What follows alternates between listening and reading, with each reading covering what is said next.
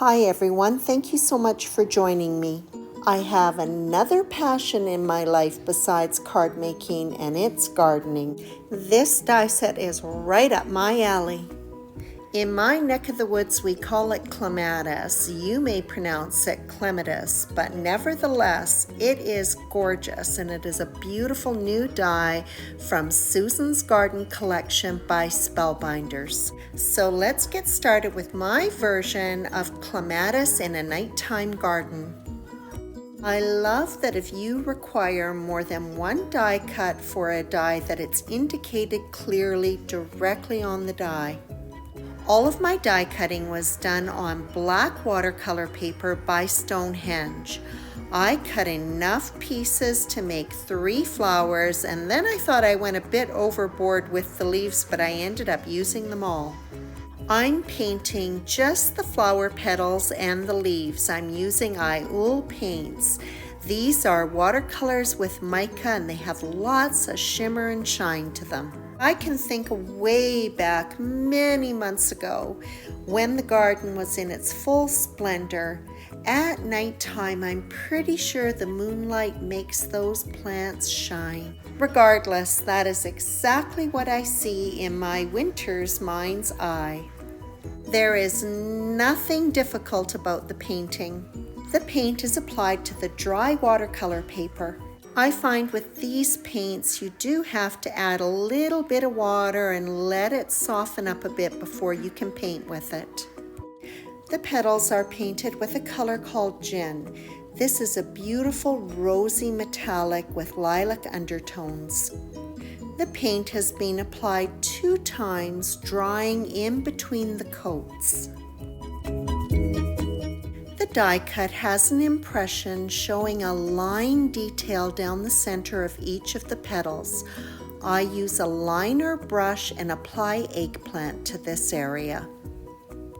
And that completes the painting of the petals. It's as easy as that. The leaves, like the petals, were painted twice. The first coat is with a brighter green called Lounge Lizard. Lots of cute names for these paints. Like the petals, I'm not using a lot of water. I want the color to be very saturated.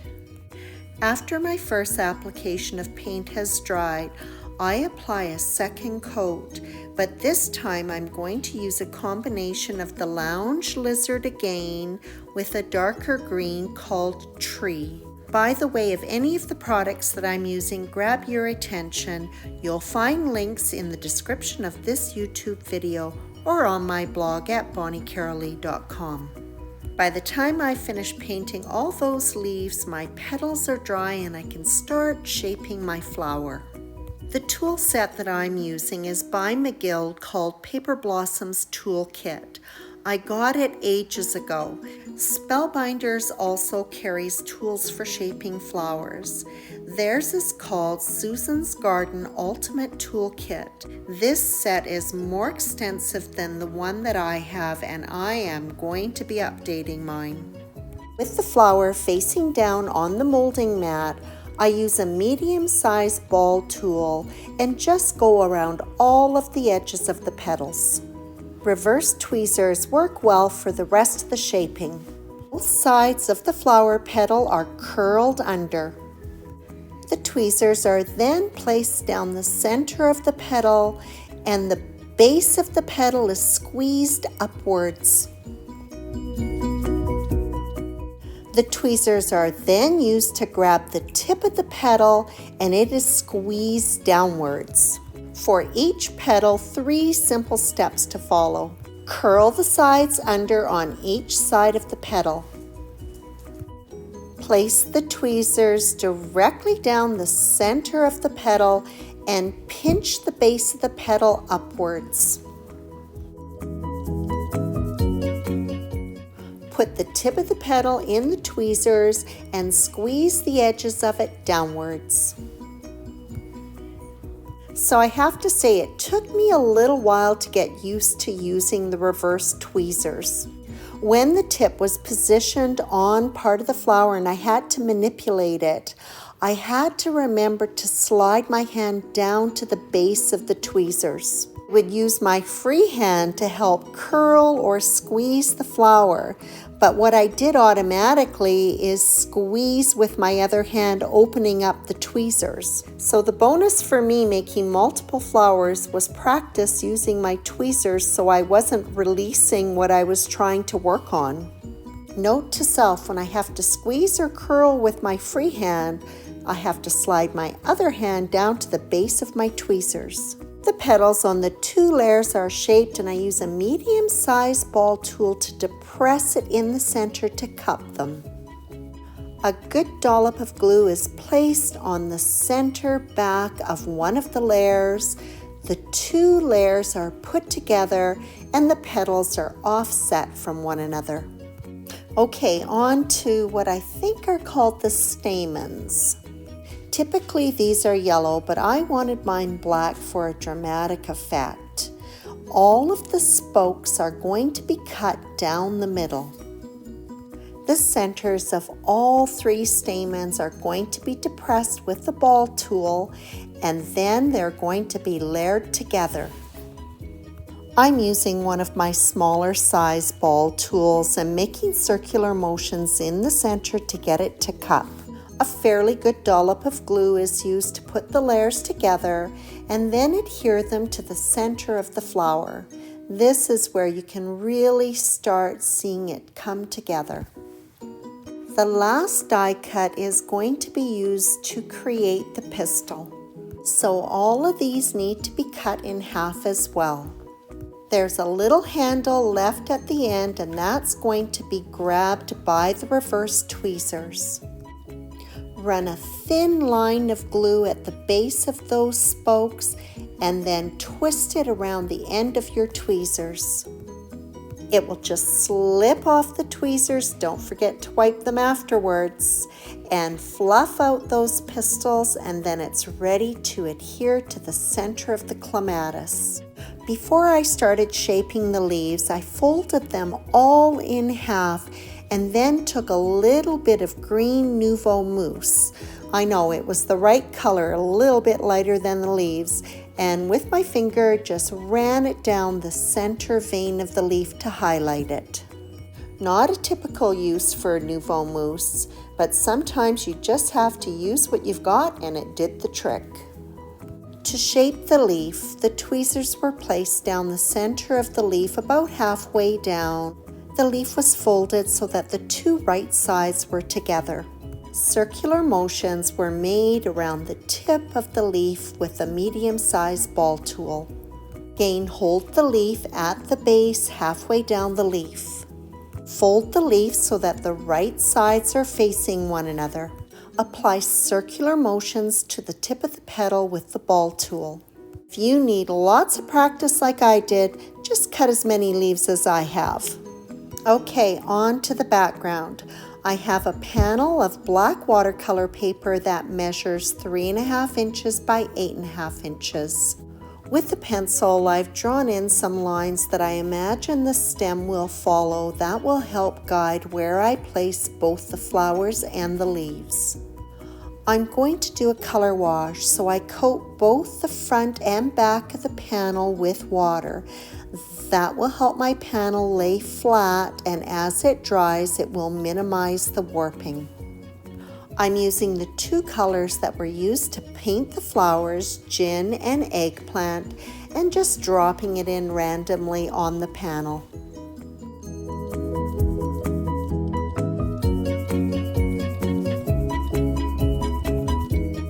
Although it is difficult to see in this video, the pencil line is still visible.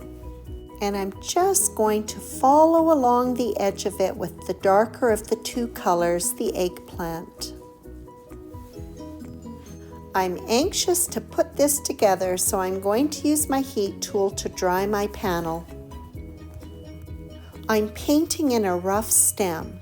It's not going to show, but it will give me a line to follow as I place my flowers and leaves.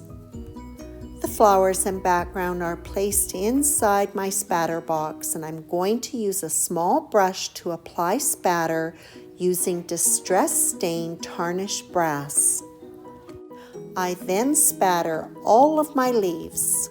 They look so pretty and shiny sitting in there. When the spatter is dry, I adhere the panel to black sheet foam. Whenever I mount a panel on foam, I like to put some weight on it to make sure that there's good contact between the two. As an added bonus, this panel does have just a little bit of warping from that color wash, and the weight is going to help flatten this out completely. Don't judge me, the book is heavy, it was handy, and my panel's completely dry. When trimming the foam off of the panel, I use large shears and take long cuts. I find if I use smaller scissors that the edge of the foam is not nice and smooth. The panel is mounted on a card base that measures 3 3/4 inches by 8 3/4 inches. My go-to for card bases is a heavier cardstock, Neenah Classic Crest Solar White, 110 pound. I find that anything mounted on foam can take a little bit longer to dry, and it can also easily slip out of alignment. So again, I pop some weight on it just for a few minutes. Now for the fun part, putting it all together. I do take a little bit of time figuring out how I'm going to position the flowers. As I arrange the flowers, I make sure that they're not equal distance apart. That just doesn't look very natural. So the two top flowers are going to be positioned right next to one another. After the flowers are adhered, I'm going to give them just a few minutes for that glue to set up. I don't want to disturb them when I start tucking in the leaves. So in the meantime, I'm going to work on a very simple sentiment for this card. Hello. I'm using a die from Spellbinders Layered Mix and Match Sentiments. This is a really nice set. The hello has been die cut from both matte gold cardstock and black sheet foam. The foam die cut is left in the backing and the glue applied. I then can easily stack the cardstock one on top because there are impressions in the foam, making it very easy to do. All of the openings in the letters on both die cuts were removed. I can then use the craft pick to make any final adjustments, and it's helpful to have those letters open to do that. It is set aside to dry completely before the excess foam is removed. So now back to the panel. My flowers are completely dry. I can manipulate the petals without worrying about moving them. The leaves come in 2 sizes, but I don't worry about that. Whatever one I grab is the one that I adhere to the card. A good amount of glue is applied to the base of the leaf. I then tuck it in underneath the petals and then use my craft pick to depress it where the glue is so that there's good contact. I typically will put 2 leaves side by side together and then add in a 3rd leaf. This is not necessarily a rule that I follow all the time, but it's kind of how I start off. As the leaves go on, it becomes clearer where more need to be added. One thing that I do pay attention to is how the leaves are arranged on each of the flowers, and I make sure that they are not the same. By paying attention to how the leaves are arranged between the flowers and placing some of the leaves as partners and others as singles, it appears random, but it's not, giving it a more natural appearance. Clematis is a vine, so I make sure that I'm also adding in some leaves along the exposed areas of the stem. As I start filling in the leaves near the bottom of the card, I make sure that I leave room for my sentiment. I thought I was being cautious by die cutting all of those leaves to make sure that I had enough, but in fact, it was enough. The craft pick is a good tool to help remove that excess foam from the sentiment. I like my sentiments to have dimension, and this method is a good way to ensure that both the foam die cut and the cardstock one are nicely aligned. I finish up with a few Black Nouveau drops. As the drops are placed, they are kept close to the flower and leaves. Keeping it tight adds some pretty detail without detracting from the main star of the show, which is the clematis. And that wraps up this card with my version of a nighttime garden featuring Spellbinders' gorgeous clematis. More details on flower shaping. The master is really the creator of this die set, Susan. If you're not familiar with her YouTube channel, I encourage you to seek her out. Thank you for joining me today, and as always, I appreciate your visit.